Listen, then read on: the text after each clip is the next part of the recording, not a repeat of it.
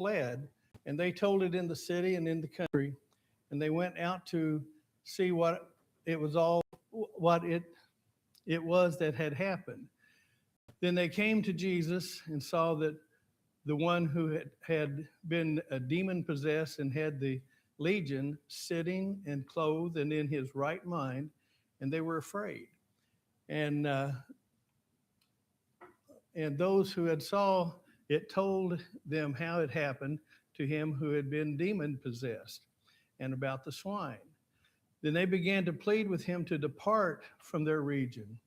And when he got into the boat, he who had been demon possessed begged him that he might be with him.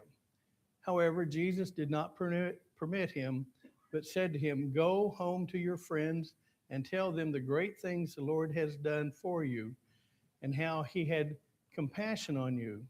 And he departed and began to proclaim in Decapolis at all that Jesus had done for him, and all marveled. I'd like to read you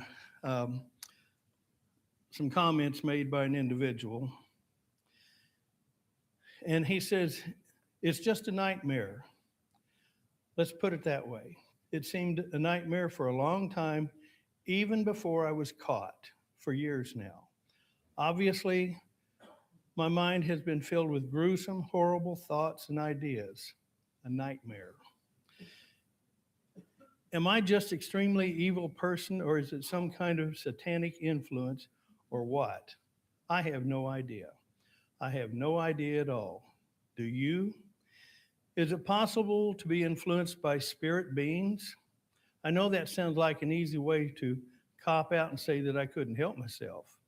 I suppose it's possible because it sure seems like some of the thoughts aren't my own. They just keep blasting into my head. These thoughts are very powerful, very destructive, and they do not leave. They're not the kind of thought that you can just shake your head and they're gone. They do not leave. These statements were made by Jeffrey Dahmer, and he was one of the most infamous serial killers. He became very well known for the number of victims that he had killed, and also the way of dismembering and preserving their bodies, and his tendency toward necrophilia. He murdered 17 men and boys between 1978 and 1991, tortured by thoughts and voices he could not find the strength to ignore. And his final words were, "This is the grand finale of a life poorly spent, and the end result is just overwhelming, depressing, a sick, pathetic, miserable life story. That's all it is." Now imagine there's a man named Roy Ratcliffe, member of the Church of Christ in Wisconsin.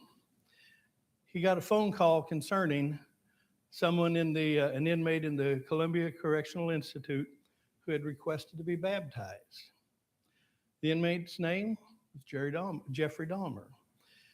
And Jeffrey had received World Bible School correspondence course materials through a couple of concerned Christians and wanted to find peace and forgiveness through the blood of Christ.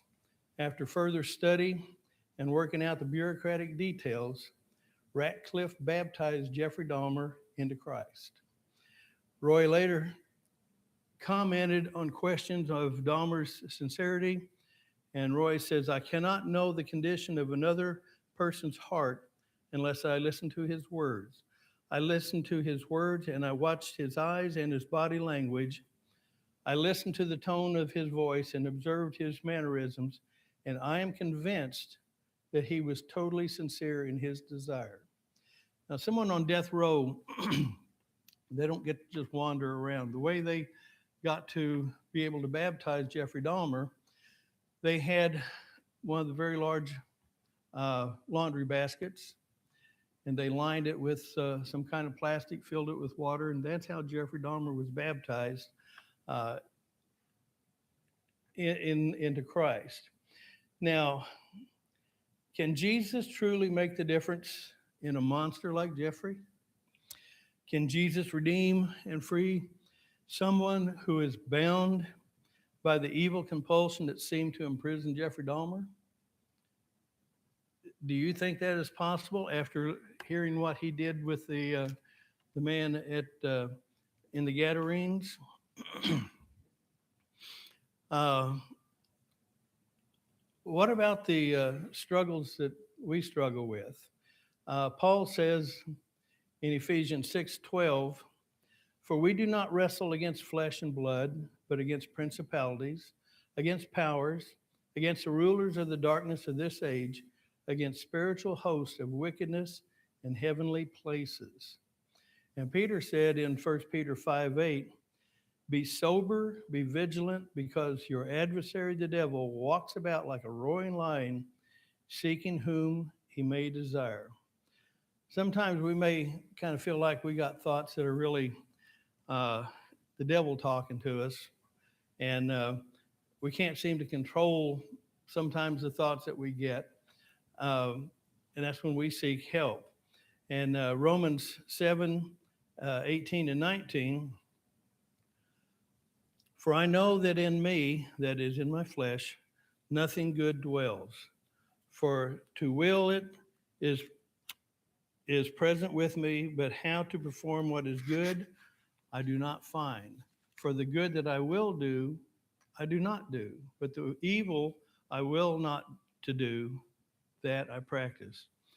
Well, Jesus amazed his disciples at the power he had as they were crossing the sea, because they were pretty well astonished by the fact that he could calm the sea. And that was something that they were totally amazed because it affected them. And then Paul says to conclude Romans chapter 7, it says, "O wretched man that I am, who will deliver me from this body of death? I thank God through Jesus Christ our Lord. So then, with the mind, I myself serve the law of God, but with the flesh, the law of sin." Well, the disciples, had lived through this experience out on the sea, and they were very threatened entirely by losing their life. Then they came to the eastern side of Galilee, to the region known as the Decapolis. That's a league of 10 originally free cities. It was largely populated by the Gentiles. It normally, from what I read, would take about 2 hours, give or take, to cross the lake. And Jesus had left the western shore in the evening, so it was probably close to night when he and his disciples stepped onto the shore of the eastern side. Now, imagine what they've gone through to get there. Now, they get out of the boat and they start walking, and here comes this madman screaming and yelling toward you. And how would you react to that? Would you kind of sit back and think, what's this guy going to do? So when he came leaping toward them, I kind of picture them being a little fearful of this man because they've not been able to bind him, to tie him, to seduce him, or to anything with him. He's very dirty. His hair is probably very matted. It's probably been a day or two since he's actually had a bath. And in his hand, he's got a jagged piece of stone that he's been scraping himself with. And so he's got blood disfiguring his body, and to beat it all, he's naked. No one could ever approach this man because they were afraid of him. And this man was living among the tombs and made his isolation even more of something that they were worried about. It was natural place for a possessed man to dwell like this because he had the popular belief at the time is that's where the demons would hide out or hang out, is in around the tombs. These people were uh, kind of suspicious, superstitious, and so they'd see this and they knew that he'd been driven out, evidently from where he had been living, driven out of there out to the tombs. That's the only place he had to live. They've tried their best to control him and could not do it.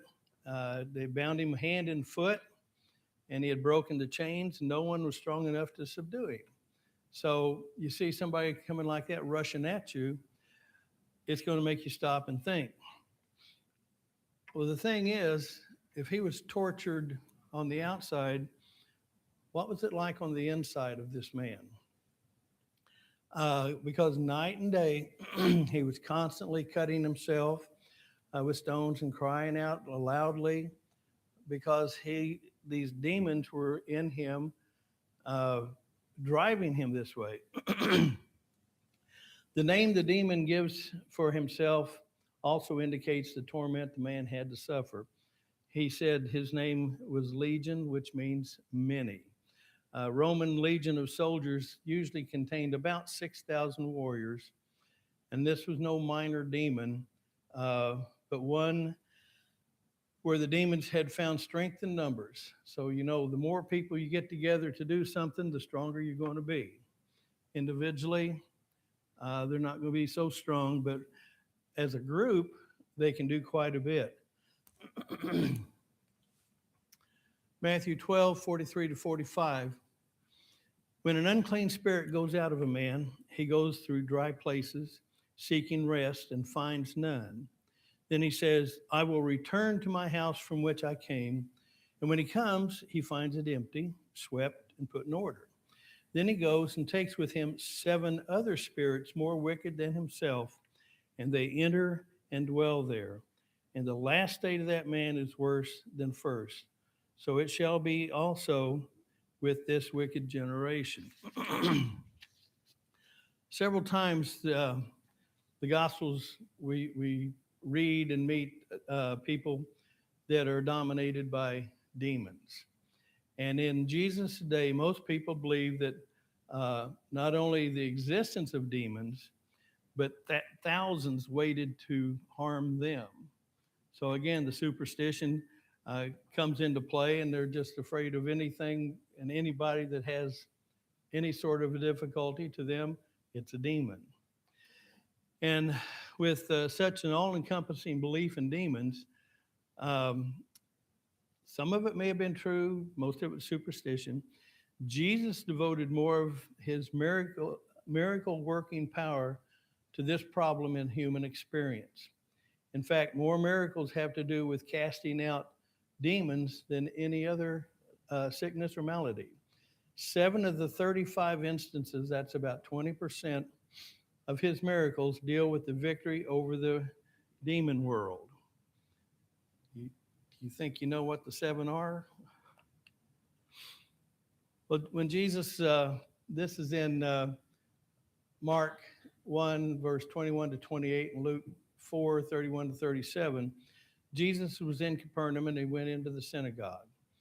There was a man with unclean spirit, came to him and asked him, he says, have you come to destroy us? Jesus rebuked him and the unclean spirit came out of him. So that was one. Then in Matthew 12, 22-24, and Luke 11, 14, there was a man born blind and mute and was brought to Jesus. He healed him. Well, the Pharisees saw this and they accused him of doing it because Beelzebul had done this. And Jesus said, every kingdom divided against itself will not stand. So Jesus rebuked them because Pharisees were trying to find cause, as always, to cut down on what Jesus was doing. Matthew 8, the lesson we've got today, Matthew 8, 23-34, mentions 2 men. Mark 5, 1-20, and Luke 8, 26-39 just mentions one. Don't ask me why. I've studied it a long time ago. Somebody told me, but I don't remember. So I'm sorry why two was mentioned in Matthew and only one in the other two places. And then there was a man with the mute was brought to him, and Jesus cast the spirit out. As always, the crowd was very amazed because he did that. And that's in Matthew 9:22 to 34.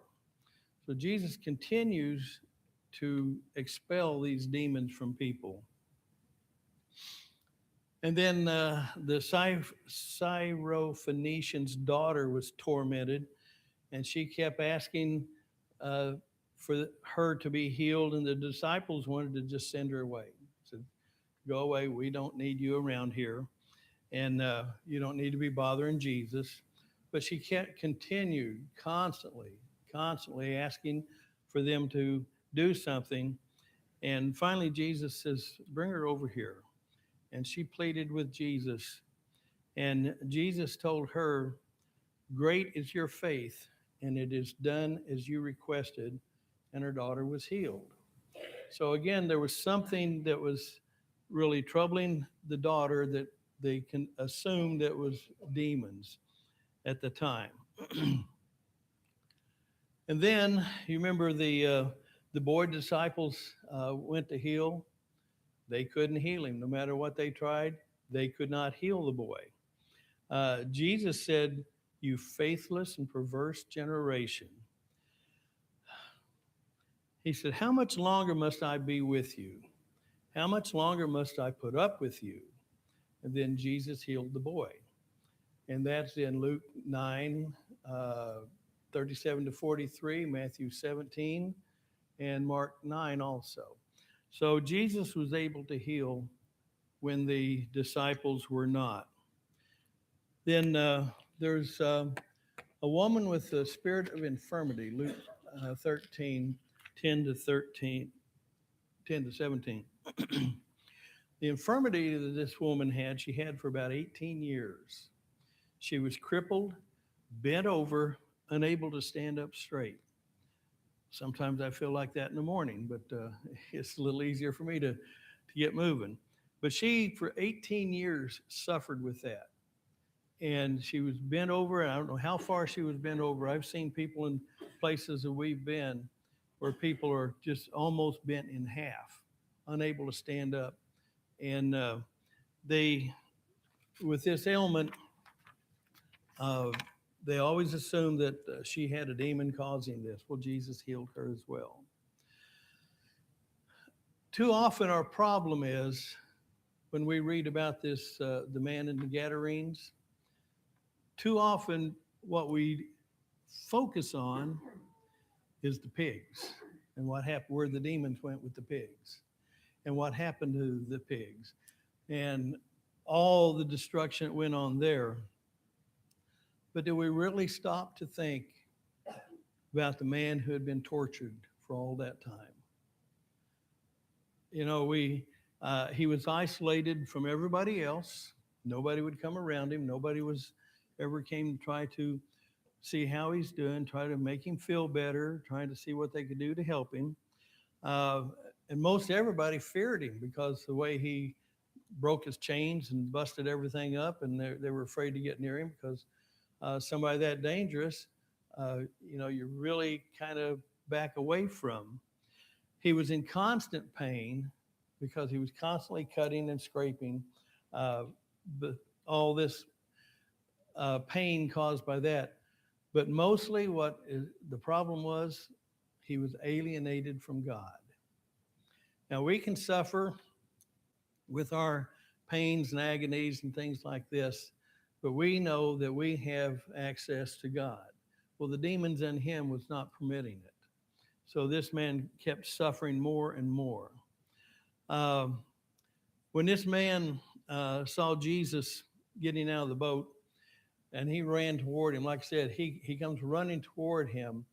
And I can just picture the disciples and everybody backing away because, what's this guy going to do? Jesus didn't. Jesus stood there very calmly, didn't get excited, didn't get upset. and but we can only kind of speculate why this man ran to Jesus. Um, some have said that, well, he went because the human side of him meant that he saw somebody that might be able to help him. That was his anticipation. Others say the demons caused him to rush because they were going to confront Jesus and have the battle right then and right there. And but they closer they got, they started acting out of self-preservation and fell down before Jesus and paid homage to him, recognizing who he was, one greatly superior to them. So they knew they were outnumbered, even though they had the numbers. And when the demon addressed Jesus, they were shouting very loudly at the top of their voice, and his cry was purely defensive. It wasn't trying to be aggressive, it was defensive.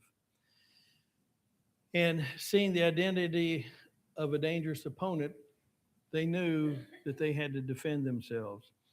The demon recognized it, excuse me, recognized that he is in the presence of one who threatened their very existence because he says, "What do you want with me?" And that can be translated to, "Why do you interfere with me?" It's a little surprising that the demon addressed Jesus by his personal name. But what is more noticeable is that the demon is fully aware of Jesus' divine uh, authority and origin of where he was from. The full address of someone's name back in this time period, if you called someone by their full name, addressed them with a personal name, it kind of gave you the feeling of dominance over them, and kind of made it feel like you had a little master over what the problem was going to be. Then, in a desperate attempt to preserve himself, the demons plead with Jesus not to torture him, even invoking God's name in doing so. Uh, Not only were the demons aware of Jesus, he also knew of what was going to happen to him, his coming judgment because of Jesus' authority, which he hoped wasn't going to be very soon. So,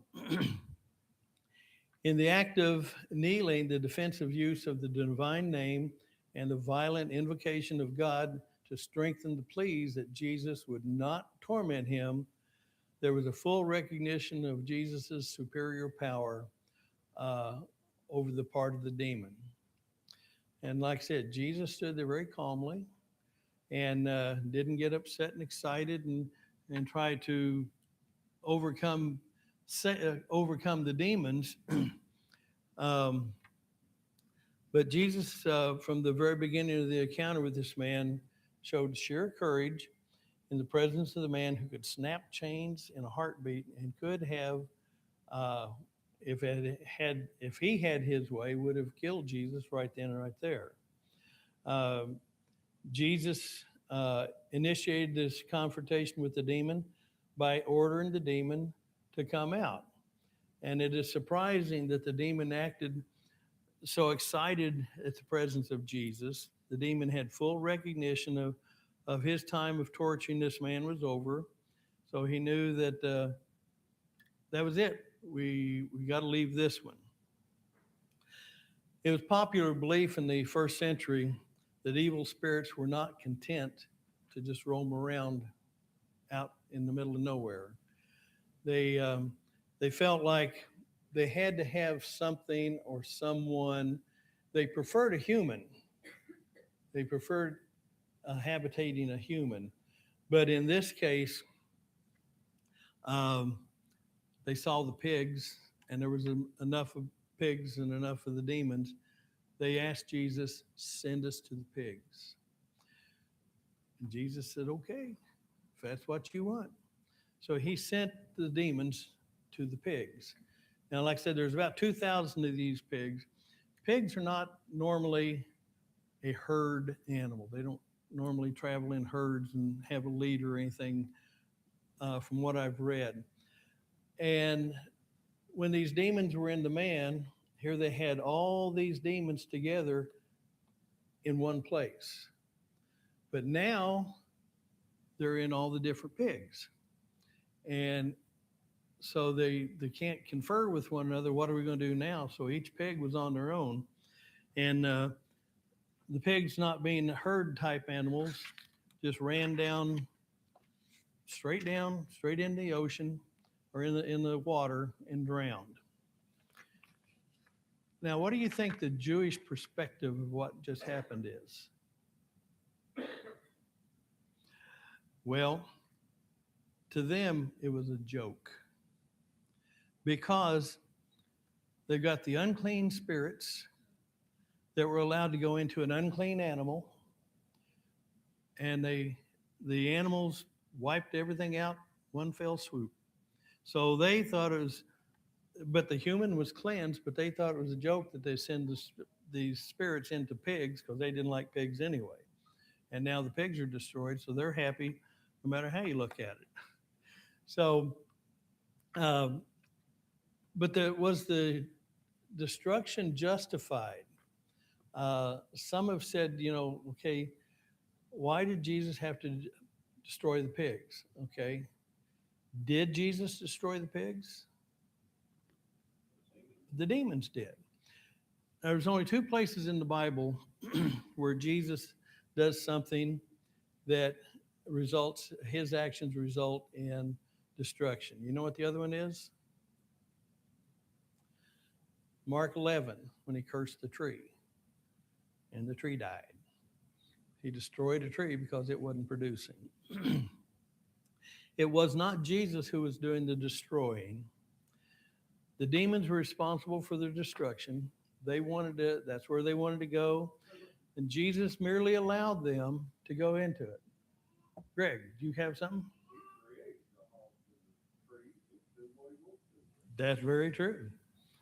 He did. But the pigs, when the demons went in there, the demons made the decision to go in there, and the demons controlled the pigs, and the pigs went crazy and went for the water. So the demons were responsible for the destruction, not Jesus. Jesus merely let them do it.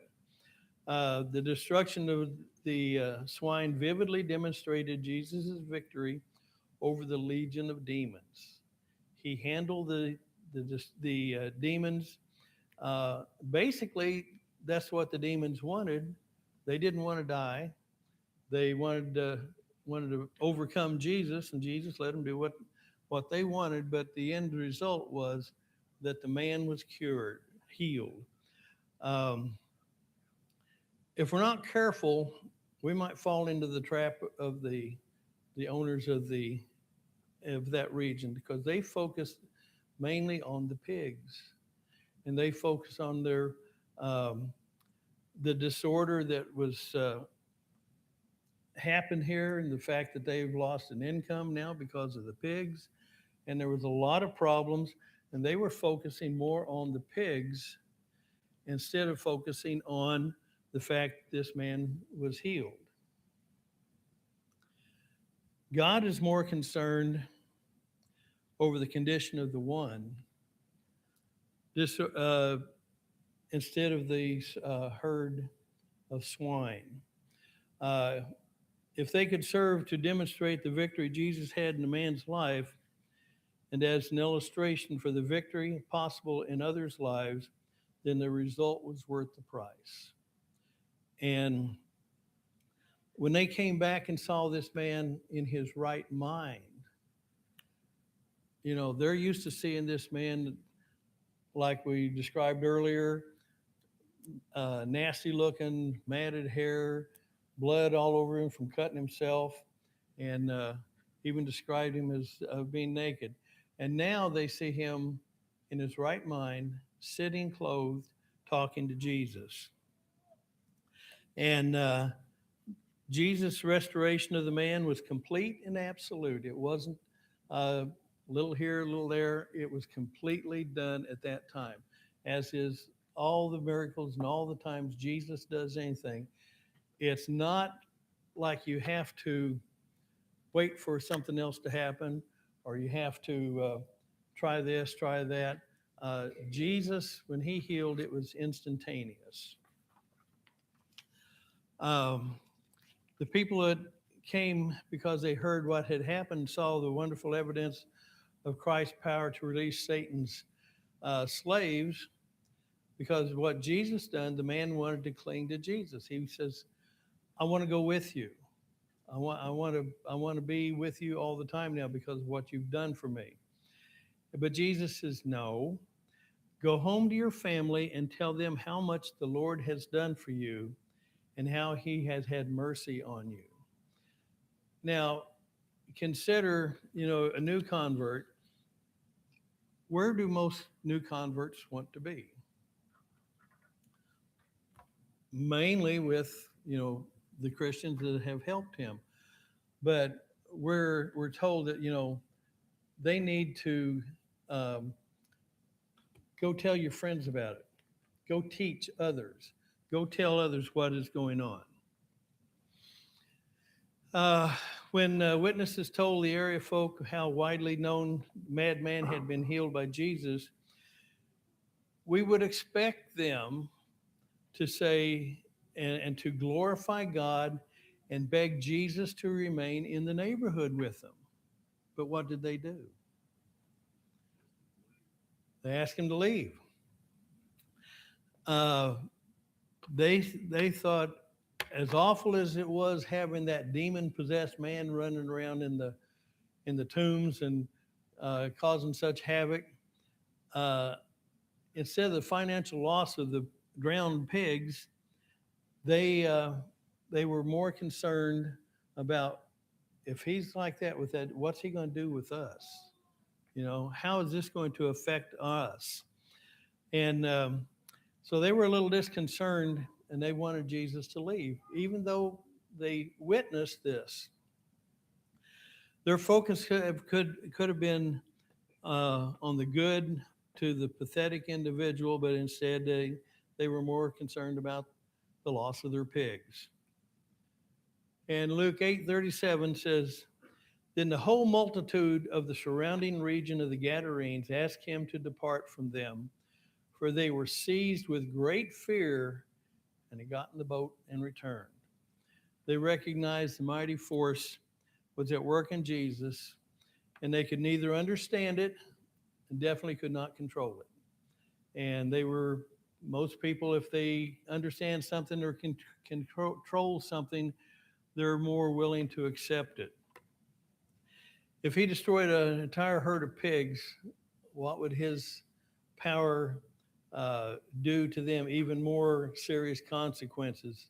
Uh, they just were more concerned about themselves than they were with what he had done to the demon. Fear, ignorance, and selfishness dominated their considerations rather than compassion and the desire to do good. Now, John describes the coming of Jesus in the flesh.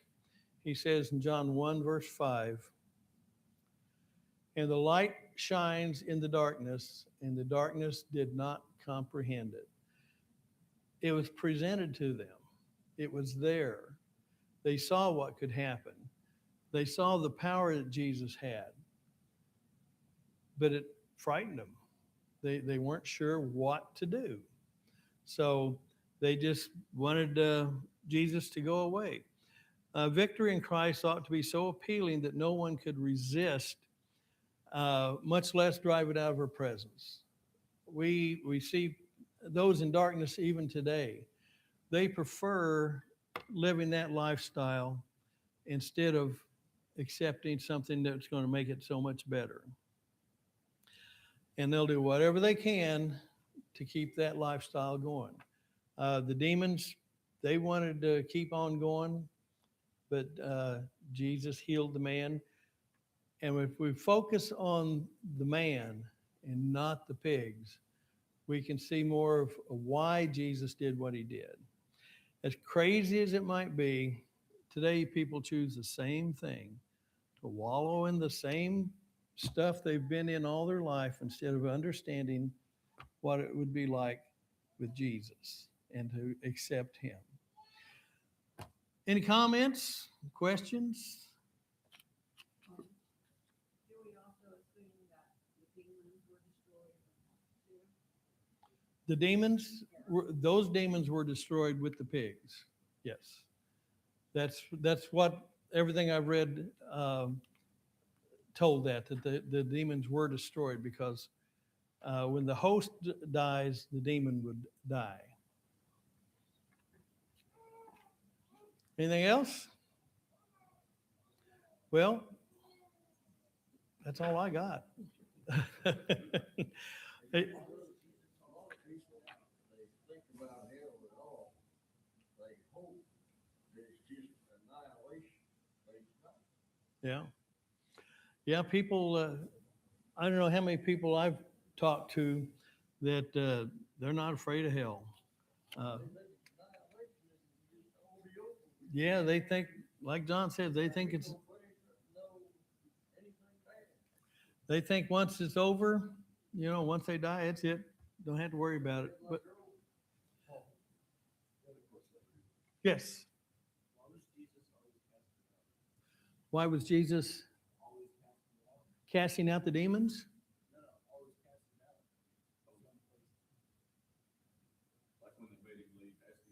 Oh, okay. Well, because they were afraid of him. They were afraid of what he was capable of doing instead of accepting him for what he was capable, what he was there for. They didn't want to change their life around.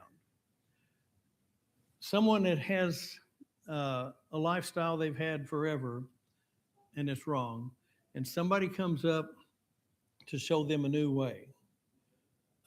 It's hard to break somebody's habits that they've done for years and years. Uh, if you pick somebody that's in their 30s, 40s, or 50s, or even older than some of us, have grown up a certain way and been taught that way, and they think it's right. But then it's pointed out through Scripture that that's not the way to do it. That's the same thing with what happens. They cast Jesus away from them, go away because we're afraid of what you're capable of doing, and we kind of like what we're doing. So I hope that's an answer for you. Anything else? Yes.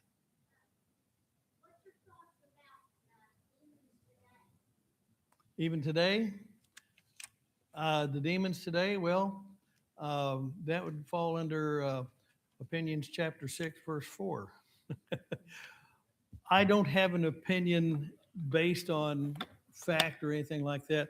Um, there's, I can't say one way or the other, if there's demons in the world, but we look around us and we see some of the people, some of the things they're doing. We think some of them, we think they've got to have a demon in them. I don't know. That's more of another. We did a study over in Benevolence Building on demons one day, and as far as I know, they're still very active. Satan's very active today. He's constantly going around trying to find someone who he can destroy, and so yeah, it's. I feel very confident there's demons still out there today. Yes. I think another thing to consider is the fact that he was not in Jewish territory.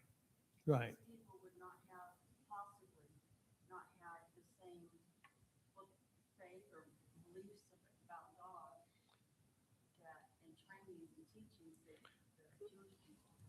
Right. He was in Gentile area, and of course the Jews were constantly trying to find fault with Jesus. But yeah, he was in with the Gentiles who had a totally different aspect. The way they were brought up, they weren't brought up with the Jewish background, and so yeah, there's a big difference there.